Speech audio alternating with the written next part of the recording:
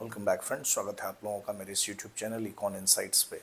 जैसा कि आप सभी लोग जानते हैं, हम लोग इलास्टिसिटी ऑफ डिमांड डिस्कस कर रहे हैं और लास्ट क्लास में हमने प्राइस इलास्टिसिटी को डिस्कस किया था, जिसमें हमने प्राइस इलास्टिसिटी के 5 डिफरेंट फॉर्म्स देखे थे, जिसमें infinity, unity, zero, less than 1 और ग्रेटर देन 1, ये 5 जो है प्राइस इलास्टिसिटी के अलग अलग वेरिएंट्स हमने देखे थे।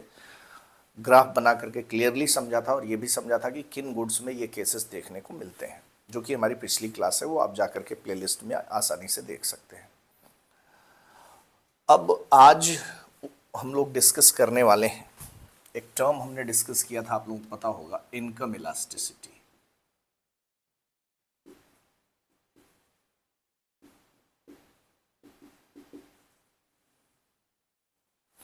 इनकम इलास्टिसिटी क्या होता है? सेम आप लोगों ने फैक्टर्स अफेक्टिंग डिमांड पढ़ा था, तो फैक्टर्स अफेक्टिंग डिमांड में हमने income, taste and preferences, price of related goods, ये सारी चीज़ें पढ़ी थी। इन्हीं से ये डिफरेंट इलास्टिसिटी निकल करके आते हैं।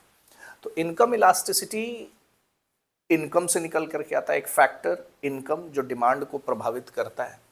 तो ध्यान रखिएगा, इसमें जो इनकम इलास्टिसिटी का फॉर्मूला है वो होता है percentage change in quantity demanded upon percentage change in income, जहां पे जो डेल्टा वाई है that is change in income है,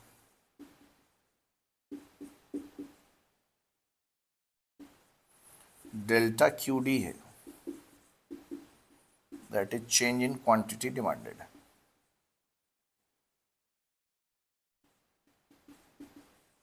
फॉर्मूला है, याद रखिए,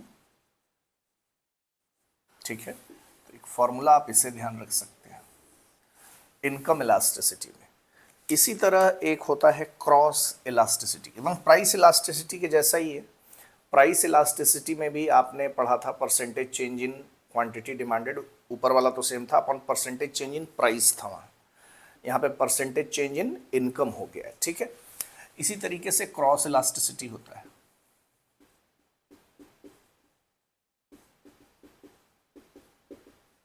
क्रॉस इलास्टिसिटी आपने सब्स्टिट्यूट और कॉम्प्लीमेंट्री गुड्स पढ़े थे कि कैसे टी एंड कॉफ़ी में टी के प्राइसेस अगर चेंज होते हैं तो कॉफ़ी के डिमांड पर उसका इम्पैक्ट आता है। टी एंड कॉफ़ी की बात अगर हम लोग कर रहे हैं, टी एंड कॉफ़ी की बात, जो क्रॉस इलास्टिसिटी होती है, सी लिख रहा हूँ, बराबर होता है percentage change in quantity demanded of good Y, इसे हम गुड वाई मान रहे हैं, इसे हम गुड एक्स मान रहे हैं, upon percentage change in quantity demanded of percentage change in price of good x.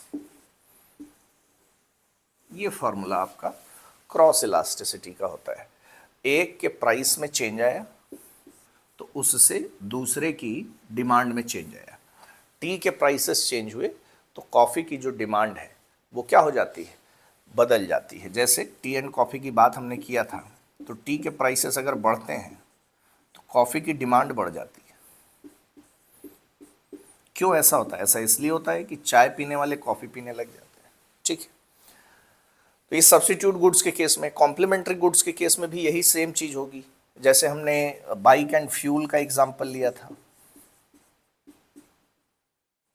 Bike and fuel एक कॉम्प्लीमेंट्री गुड्स है, ठीक है। अगर बाइक के प्राइसेस बढ़ते हैं, यहाँ से हमने लिया था, अगर बाइक के प्राइस बढ़ जाए तो जो फ्यूल की डिमांड है वो घट जाती है। कैसे घटेगी? बाइक के प्राइस महंगा होने का मतलब है जो बाइक की डिमांड है वो घट जाएगी, और बाइक की डिमांड घट जाएगी तो फ्यूल की डिमांड भी क्या हो जाएगी, घट जाएगी। ये था, ठीक है।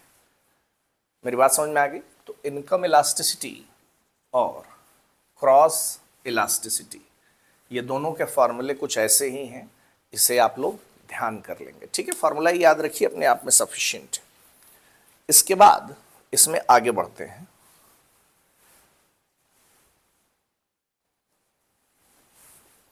प्राइस इलास्टिसिटी आपने पढ़ा था, तो प्राइस इलास्टिसिटी को मेजर करने के और भी कई सारे मेथड्स हैं, उन मेथड्स की भी चर्चा हम लोग कर लेते हैं। प्राइस इलास्टिसिटी को मेजर करने के कुछ तरीके हैं।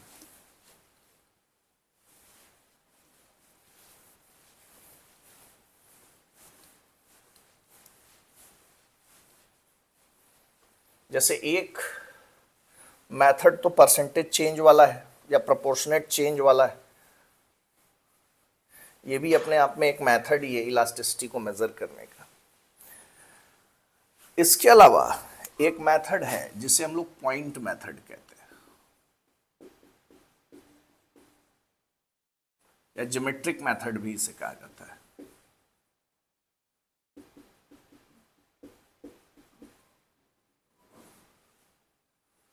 पॉइंट मेथड या ज्योमेट्रिक मेथड, बिंदु रीति। होता क्या है, एक जो स्ट्रेट लाइन है 45 डिग्री के एंगल पे बनी हुई है, तो इसको हम डी डैश नाम दे रहे हैं। कहा जाता है कि इस डी डैश पॉइंट के ये जो डी डैश डिमांड कर्व है, इसके अलग अलग पॉइंट पर अलग अलग इलास्टिसिटी होती है। बीच में O मान लेते हैं, इधर M मान ले रहे हैं और यहाँ N मान ले रहे हैं, ठीक है। तो इलास्टिसिटी निकालने का जो फॉर्मूला होता है पॉइंट इलास्टिसिटी का,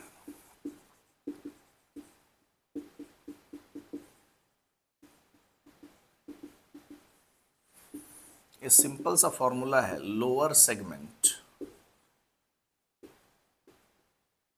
अपॉन अपर सेगमेंट, यानी कि निचला भाग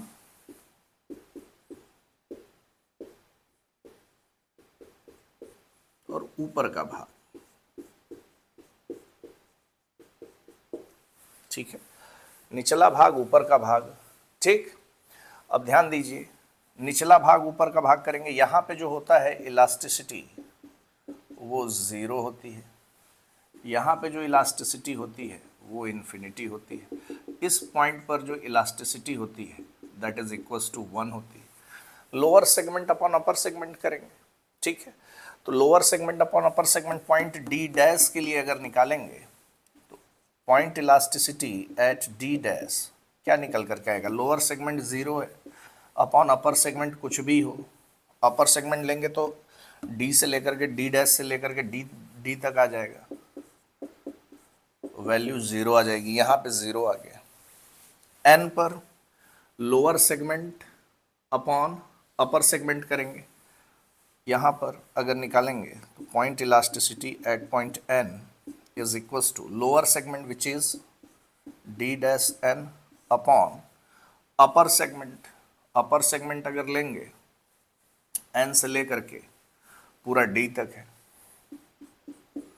अब देख रहे हैं डिनोमिनेटर बड़ा है, न्यूमरेटर छोटा है, जो इलास्टिसिटी होगी that is less than 1।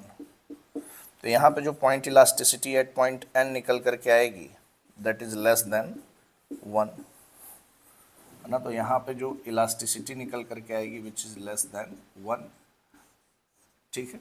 Similarly इस पॉइंट पर पॉइंट इलास्टिसिटी ग्रेटर देन 1 निकल करके आएगी, ठीक है। तो अलग अलग पॉइंट पर आप देख रहे हैं कि अलग अलग इलास्टिसिटी आपको मिल जा रही है, ठीक। इसी को हम लोग पॉइंट इलास्टिसिटी कहते हैं। और lower segment upon upper segment, इसका सिंपल सा फॉर्मूला होता है जो पॉइंट मेथड से आप निकाल सकते हैं। वैल्यू को पुट करते जाइए, आपको आसानी से अलग अलग पॉइंट्स पर अलग अलग इलास्टिसिटी मिल जाएगी, ठीक है। यहाँ तक बात क्लियर है। इसके अलावा एक और मेथड है जिसे टोटल आउटले मेथड कहा जाता है। इसे रफ करूं, आई थिंक ये समझ में आ गया है।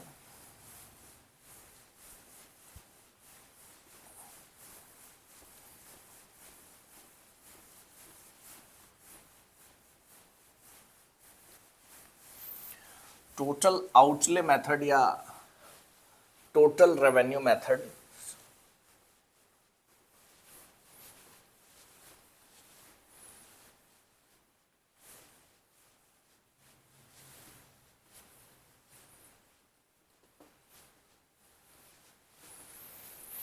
अगला जो मेथड है वो है टोटल आउटले, इसी को रेवेन्यू कहते हैं मेथड। कुल आगम रीति, कुल आगम विधि।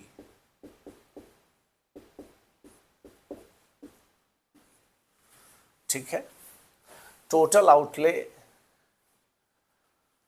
जो टोटल आउटले मेथड है वो ये निकालता है उस एक्चुअली जो सेलर है उसके पास जो रेवेन्यू जनरेट हो रहा है प्राइस में चेंजेस के रेस्पेक्ट में, उस रेवेन्यू को ध्यान में रखते हुए हम अगर एक टेबल प्रिपेयर करें तो हमें पता चल जाता है कि इलास्टिसिटी ऑफ डिमांड अलग अलग प्राइस पर कितनी है, वो रेवेन्यू में चेंज के अकॉर्डिंग हमें पता लग जाता है। ठीक है, तो ध्यान रखिएगा इसमें तीन वेरिएशंस हमें मिलते हैं। पहला यूनिट इलास्टिक,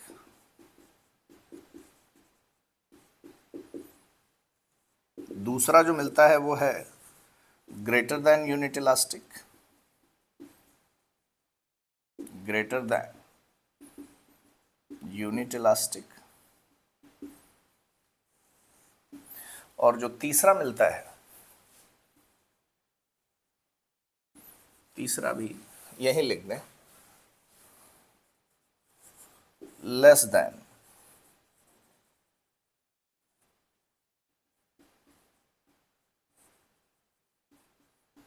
यूनिट इलास्टिक, यानी कि एकात्मक लोच,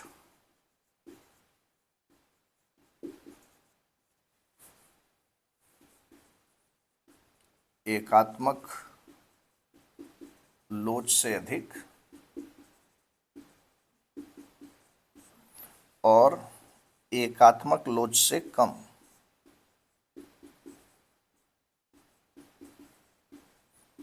अलग अलग तरीके से आप निकाल सकते हैं। जो यूनिट इलास्टिक है ये हमें बताता है कि प्राइस में चेंजेस हो रहे हैं, प्राइस चेंज हो रहा है, ठीक है, लेकिन जो टोटल रेवेन्यू है या टोटल एक्सपेंडिचर है, जो कंज्यूमर द्वारा किया जाने वाला टोटल एक्सपेंडिचर है, हम ये मान करके चल रहे हैं यहां पे कि जो टोटल एक्सपेंडिचर है that is equals to total revenue. जो कंज्यूमर खर्च कर रहा है वो सब कुछ जो है किसे मिल जा रहा है, प्रोड्यूसर को रेवेन्यू के रूप में मिल जा रहा है। तो जो प्राइस में चेंजिंग हो रहा है लेकिन कंज्यूमर द्वारा किया जाने वाला जो एक्सपेंडिचर है इसमें कोई चेंज नहीं आ रहा, ये अनचेंज्ड है या रिमेन कांस्टेंट है। प्राइस में वेरिएशन है लेकिन एक्सपेंडिचर में कोई भी वेरिएशन देखने को नहीं मिल रहा है। अगर ऐसा है तो हम डिमांड को कैसा मान लेते हैं, यूनिट इलास्टिक। ठीक है, याद करिए यूनिट इलास्टिक वाला केस जहां पे दोनों ग्राफ इक्वल आ गए थे। ग्रेटर देन यूनिट इलास्टिक कब कहते हैं, ध्यान दीजिए, ग्रेटर देन यूनिट इलास्टिक कब होता है, जब प्राइस में बदलाव कुछ ऐसा हो कि मान लीजिए प्राइस घटे लेकिन जो टोटल एक्सपेंडिचर या टोटल रेवेन्यू है वो बढ़ जाए, या उल्टा भी हो, प्राइस बढ़े और जो टोटल एक्सपेंडिचर है वो घट जाए, ऐसा हो जाए। प्राइस घट रहा है लेकिन एक्सपेंडिचर बढ़ रहा है, तो ऐसी स्थिति में जो इलास्टिसिटी होगी दैट इज ग्रेटर देन 1। यहां पे elasticity is equals to 1, unity होगी, और यहां पे लेस देन यूनिट इलास्टिक में इलास्टिसिटी जो होगी दैट इज लेस देन 1। ऐसा कब होगा, ऐसा तब होगा लेस देन 1 जब प्राइस घटे तो जो टोटल एक्सपेंडिचर है वो भी क्या हो जाए, घट जाए, और अगर प्राइस बढ़े तो जो टोटल एक्सपेंडिचर वो भी बढ़ जाए, कुछ ऐसा देखने को मिले। ये बात ध्यान रखें। आप देख रहे हैं कि अलग अलग स्थिति में अलग अलग इलास्टिसिटी मिल रहा है। अब इसके लिए मैं एक टेबल ड्रॉ कर रहा हूं, यहीं पे ध्यान दीजिए। यहां पे पेंसिल का प्राइस पर डोजन, ठीक है, दैट इज 1 मान लिया हमने इसे।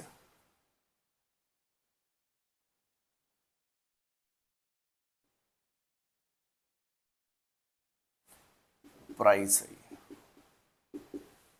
ठीक है।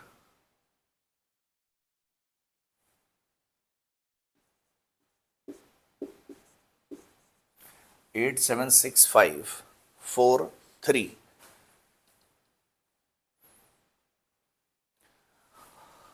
इधर है क्वांटिटी डिमांडेड, ठीक है, दैट इज 2, 3, 4, 5, 6, 7, 8। और यहां पे हम ले ले रहे हैं टोटल रेवेन्यू, ठीक है, which is 3 and 3 is equals to 1 multiplied by 2, ठीक है।